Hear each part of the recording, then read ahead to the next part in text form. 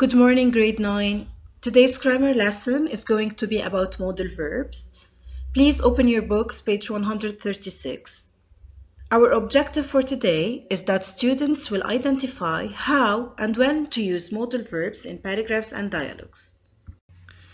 So in this lesson, we're going to learn about the English modal verbs. What are modal verbs? What do they do? Why do you need them? So you'll see answers to all these questions in this lesson. Shall we start? Yeah, we probably should. So, can you tell me something about modal verbs? Sure. What would you like to know? I must know everything about them. That might take a long time.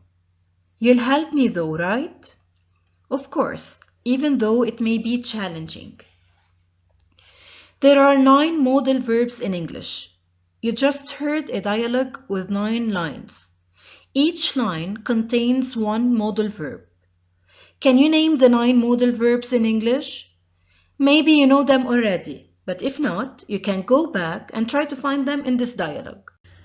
The 9 modal verbs are can, could, may, might, will, would, shall, should, and must.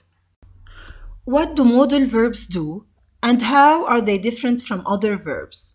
Also, why are they so important? Modal verbs add information to other verbs. That's their function. They can add ideas like possibility, uncertainty, or obligation to another verb. Grammatically, modal verbs follow their own rules. Let's see what this means. Rule number 1, a modal verb is followed by an infinitive verb without to. For example, she can speak fluent Spanish. We shouldn't do anything until we know more. They won't be here before 10. You can't put a noun after a modal verb or an ing verb or anything else. Only an infinitive verb without to. Rule number 2. Modal verbs can't be used in different times or tenses. Modal verbs don't have past, perfect, or future tenses like regular verbs do. But there are some cases where this isn't 100% true. For example, could in the past tense of can in some cases. Would sometimes acts like a past version of will. However, could can also have a present or future meaning. It's better to think about each modal verb individually. Rule number 3. Modal verbs are auxiliary verbs. That means you make negatives by adding not to the end of the verb. For example, can, can't. Would, wouldn't.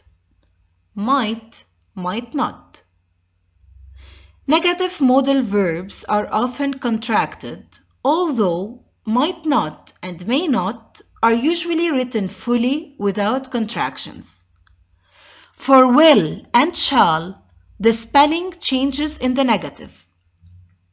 Will, won't, shall, shan't. To make a question, move the modal verb before the subject. For example, should I tell him? What would I do? Now what about the other question? Why are modal verbs important? Modal verbs can express many basic concepts which you will need regularly in any situation. Modal verbs are used to express obligation, to give advice, to talk about possibility and probability, to ask for permission, and many more. Let's look together. Here are 7 sample sentences. 1. Can I ask you something? 2. I might ask for a transfer. 3. You should try it. 4. They wouldn't let her. 5. Will you write a reference for me? 6. There's one more thing you must do before you apply. And 7. I can put you in contact if you need. As we see, the first sentence is asking for permission. You use can to ask, is this okay? Sentence 2 is talking about possibility. You're saying, that something is possible but not certain. The third sentence is giving an advice. The fourth expresses refusal. Wouldn't here has a similar meaning to refuse to. Number 5 is a request when you ask someone to do something for you. The sixth sentence expresses an obligation.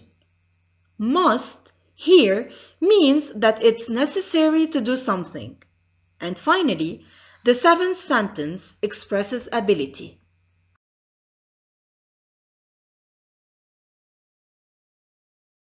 Now test your knowledge of what you learned in the lesson by trying this quiz. Please answer these questions on your copybook. So tomorrow I'll be correcting this quiz and we'll start a new detailed lesson on modal verbs. Thank you and have a good day.